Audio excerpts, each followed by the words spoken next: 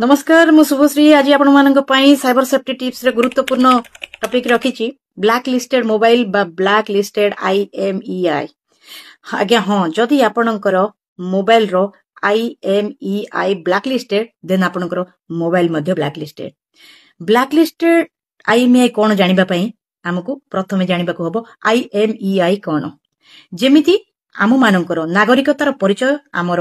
Identity आमर परिचय पत्र ठीक सेमिति गोटे मोबाइल जेतेबेले मैन्युफैक्चर हुए बा जेतेबेले तैयारी हुए एवं जेतेबेले मार्केट को आसे तार गोटे परिचय थाए और ता परिचय होची IMEI बा इंटरनेशनल मोबाइल इक्विपमेंट आइडेंटिटी। आज्ञा हां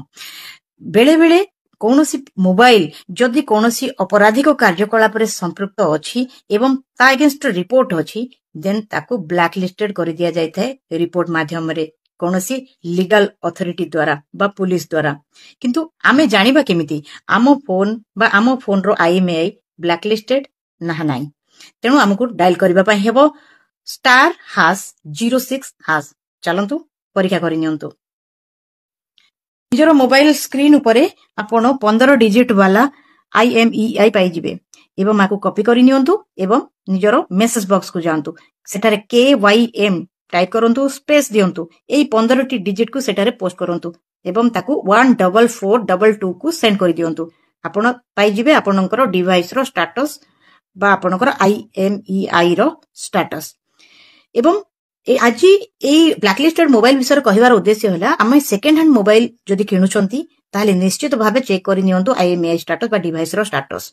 बेले बेले कोनोसी दुकान रु चोरा मोबाइल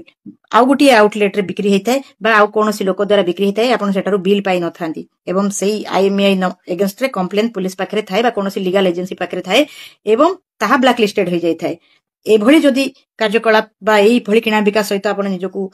शामिल करूछंती निश्चित भाबे आपण आसंता दिन रे पुलिस केस को सामना करिवे एवं विभिन्न प्रकार समस्यार सम्मुखीन हेबे। तेनु सतर्क रहंतु सचेतन हुंतु निजको सुरक्षित रखंतु।